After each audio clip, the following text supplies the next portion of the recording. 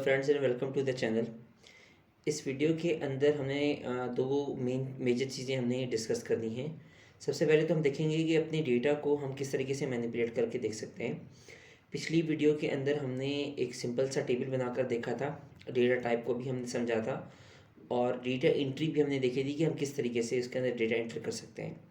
इस वीडियो के अंदर हम उसी डेटा को मैनिपुलेट करके देखेंगे, उसमें चेंजेस करके देखेंगे और साथ ही हम होम टैब को समझने की कोशिश करेंगे कि होम टैब के अंदर जो ऑप्शंस हैं उनका क्या काम है। अब हम अपने डेटाबेस की तरफ आ गए। यहाँ पर मैंने कुछ रैंडम सी एंट्री कर दी है और यहाँ पे आपको नज़र आ रहा होगा कि यहाँ पे ये करेंसी की डेटा टाइप ली थी, यहाँ CNIC की डेटा टाइप ली थी और ये एक्टिव के नाम से कॉलम लिया था। ये कुछ रैंडम सी CNICs हमने ऐड किए हैं जो शायद करेक्ट फॉर्मेट में नहीं है, तो बाद में हम इसकी फॉर्मेटिंग को भी डिस्कस करेंगे। किसी भी कॉलम के अंदर डेटा को ऐड करना या एडिट करना बहुत आसान है। आप सिंपली कॉलम के ऊपर क्लिक करें और इसके अंदर आप एडिटिंग कर सकते हैं। आप किसी भी कॉलम का डेटा एम्प्टी करना चाहें आप वो भी कर सकते हैं। तो डेटा की एडिटिंग तो बहुत आसान है। अब अगर हमने किसी कॉलम या रो को ही डिलीट करना हो तो उसके लिए हम क्या करेंगे, यहाँ पर आपको लेफ़्ट साइड के ऊपर ये जो बटन्स नज़र आ रहे हैं ये सिलेक्टर्स हैं। ये रिकॉर्ड सिलेक्टर कहलाता है। अब आपने कोई भी रिकॉर्ड सेलेक्ट कर लिया और आप डिलीट करना चाहते हैं, आप राइट क्लिक करें इसी के ऊपर। मिसाल के तौर पर मैं ये रिकॉर्ड नंबर 3 डिलीट करना चाह रहा हूँ। आप राइट क्लिक करें और यहाँ पे डिलीट रिकॉर्ड का ऑप्शन होगा। आप जैसे इस पर क्लिक करेंगे आपसे कन्फर्मेशन ली जाएगी और यस करने के बाद ड्रॉकआउट डिलीट हो जाएगा। यहाँ पे एक बात आपने नोट की होगी, यहाँ पे 1, 2 और 4 आ गया है, 3 क्योंकि डिलीट हो चुका है। तो ये वैल्यूज़ क्योंकि ऑटोमेटिकली असाइन है, यहाँ पे जब दोबारा मैं इसकी एंट्री करूँगा तो यहाँ पे मेरे पास 5 आएगा, वो 3 मिस हो चुका है क्योंकि इस ID कॉलम की डेटा टाइप जो है ऑटो नंबर है और ये हर दफ़ा एक यूनिक नेम जनरेट कर रहा है। एंट्री हम दोबारा से कर देते हैं। अच्छा, तो ये हमने डेटा की कुछ एंट्री इसमें दोबारा से कर दी। तो हमने देखा किस तरीके से रिकॉर्ड को डिलीट किया जा सकता है। अब इन द केस अगर आपको ये कॉलम डिलीट करना चाहते हैं, एक काम ही करते हैं, हम पहले एक कॉलम यहाँ पे ऐड करते हैं, फिर हम उसी कॉलम को हम डिलीट कर देंगे। हमने यहाँ पे शॉर्ट टेक्स्ट के नाम से डेटा टाइप ली और इसका नाम हम रख देते हैं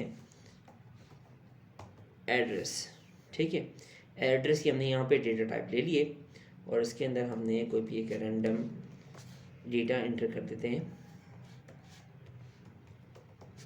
ठीक है, अब अगर आप हमें ये कॉलम डिलीट करना हो तो हम किस तरीके से करेंगे, आप सिंपली पूरे कॉलम को सिलेक्ट करेंगे और आप यहीं पे राइट क्लिक करेंगे तो आपको ऑप्शन मिल जाएगा डिलीट का। आप रीनेम भी कर सकते हैं इसी ऑप्शन से। अगर आपने किसी फील्ड को के नाम को रीनेम करना है तो भी सेम ऑप्शन है। आप फील्ड सेलेक्ट करेंगे, राइट क्लिक करके आप यहाँ से रीनेम कर सकते हैं अगर आपने रीनेम करना है तो। डिलीट का भी ऑप्शन सेम जगह आपको मिलेगा, पर आपको यहाँ पर फील्ड सेलेक्ट करनी पड़ेगी जहाँ से मैं सेलेक्ट कर रहा हूँ। अब मैं इसी फील्ड को डिलीट करने जा रहा हूँ। तो इस तरह से हमने एक फील्ड को भी डिलीट करके देख लिया। तो हमने ऐड करके देख लिया, डिलीट करके देख लिया। अब ये ऑल पूरे रिकॉर्ड को अगर हमने एक साथ सेलेक्ट करना हो तो उसके लिए हम क्या करेंगे, यहाँ पे हमें छोटा सा बटन नज़र आ रहा है, जब आप इस पर क्लिक करेंगे इस जगह पे तो ये पूरे के पूरे रिकॉर्ड सेलेक्ट हो जाएंगे। यहाँ से आपने अगर फॉर्मेटिंग चेंज करनी है तो आप यहाँ से आप फॉर्मेटिंग भी चेंज कर सकते हैं। मैं इसका फ़ॉन्ट साइज़ जो है टाइम्स रोमन कर देता हूँ। ठीक है, तो आप इस तरह से फॉर्मेटिंग भी चेंज कर सकते हैं और इनका टेक्स्ट साइज़ इंक्रीज़ या डिक्रीज़ जो भी करना है आप वहाँ से ये भी कर सकते हैं। मैं यहाँ पे इसका टेक्स्ट साइज़ वापस 12 कर देता हूँ। ठीक है, और डेटा की प्रेजेंटेशन में आपने कोई भी चेंज करना हो, किसी भी कॉलम का साइज़ आपने इंक्रीज़ करना हो तो साइज़ सिर्फ प्रेजेंटेशन साइज़ आपने इंक्रीज़ करना हो तो यहाँ से आप रोज़ को ड्रैग करके भी आप अपना कॉलम का साइज़ इंक्रीज़ या डिक्रीज़ कर सकते हैं। इसकी एक्चुअल मेमोरी तो इंक्रीज़ नहीं होगी, सिर्फ यहाँ पे इसकी प्रेजेंटेशन इंक्रीज़ या डिक्रीज़ होगी। अगेन मज़ीद फॉर्मेटिंग के कुछ ऑप्शन हैं।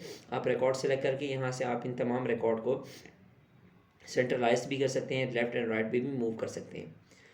अच्छा, यहाँ से आपने देखा होगा कि यहाँ पे सिर्फ ID का कॉलम पर ही फॉर्मेटिंग अप्लाई हो रही है। अच्छा, हम आगे बढ़ते हैं।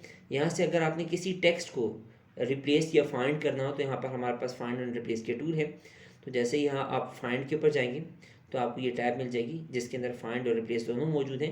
मैं मिसाल के तौर पर यहाँ पर मैं लाहौर को ढूंढना चाह रहा हूँ टेक्स्ट को, अगर आपके पास रिकॉर्ड 1 या 2000 या 200 या 300 रिकॉर्ड हैं, तब आपको फाइंड एंड रिप्लेस की ज़रूरत पड़ेगी। आप फाइंड पे क्लिक करेंगे तो यहाँ पर आपको आपका रिकॉर्ड जो है हाईलाइट कर दिया जाएगा। इसी तरीके से अगर आप रिप्लेस के ऊपर जाएंगे तो यहाँ पे आपको फाइंड और रिप्लेस दोनों मिल जाएंगे।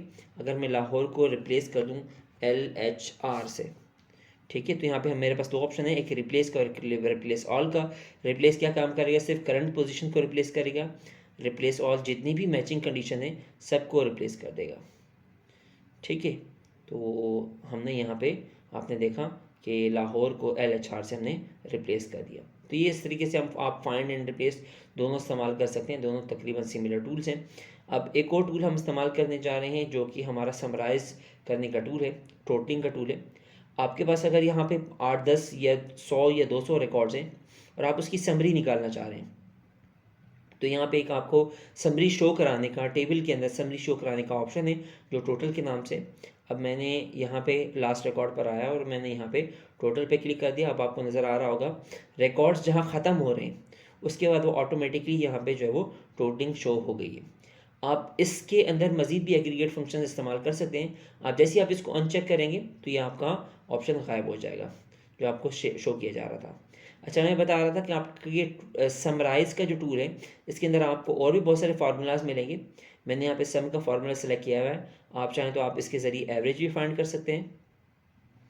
ठीक है, आप चाहें तो आप इसके ज़रिए मैक्सिमम भी फाइंड कर सकते हैं, मिनिमम भी फाइंड कर सकते हैं। काफ़ी सारे इसके अंदर मज़ीद डिफरेंट आपको एग्रीगेट फंक्शन मिलेंगे। इनको हम बाद में SQL जब हम कवर करेंगे तब भी हम इनको दोबारा से हम इसको डिस्कस ज़रूर कर लेंगे। तो यहाँ पे आपने देखा कि किस तरीके से हम इसको समराइज टूल को हम इस्तेमाल कर सकते हैं। रिफ़्रेश का बटन है, रिफ़्रेश का बटन यूजुअली हम इस्तेमाल करते हैं जब आपका डेटा किसी दूसरे सोर्स से आ रहा होता है तो आपको डेटा को रिफ़्रेश करने की ज़रूरत पड़ती है। तो हम इसको ये जब रिलेशनशिप्स बनाएंगे तब हम इसका रीयूज़ देखेंगे। अच्छा, एक और हमारे पास ऑप्शन यहाँ पे असेंडिंग और डिसेंडिंग सॉर्टिंग का। अगर आपको अपने टेबल की सॉर्टिंग करनी हो, मिसाल के तौर पे मैं चाह रहा हूँ कि मेरा टेबल फर्स्ट नेम के हिसाब से सॉर्टिंग की जाए, तो मैं क्या काम करूँगा, फर्स्ट नेम के कॉलम को सिलेक्ट कर लेता हूँ और यहाँ पे मैं असेंडिंग में जाता हूँ। तो अब आपको नज़र आ रहा होगा कि मेरा पूरा का पूरा टेबल जो है फर्स्ट नेम के हिसाब से असेंडिंग ऑर्डर में हो गया है। तो ये IDs भी ऊपर नीचे हो गई हैं क्योंकि जो जावेद की ID थी वो जावेद के सामने नहीं आएगी।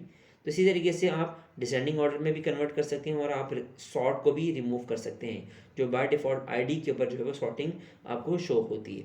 तो इस तरह से हमारे पास ये कुछ ऑप्शंस थे जो मेन ऑप्शंस हमने डिस्कस किए। ये डिलीट और सेव के बटन यहाँ पे भी मौजूद हैं, आप चाहें तो आप इनको सेव और डिलीट यहाँ पे आप कर सकते हैं। ठीक है, आखिरी हमारे पास ऑप्शन बचता है फ़िल्टर का। फ़िल्टर के ऑप्शन को हम अगली वीडियो के अंदर कवर करेंगे कि उसकी कुछ डिटेल्स हैं, तो इसलिए फ़िल्टर के ऑप्शन को हम अलग से वीडियो में हम डिस्कस करेंगे ताकि वीडियो की लेंथ ज़्यादा ना हो। नेक्स्ट वीडियो में मिलेंगे। इस वीडियो के लिए इतना ही। अल्लाह हाफ़िज़।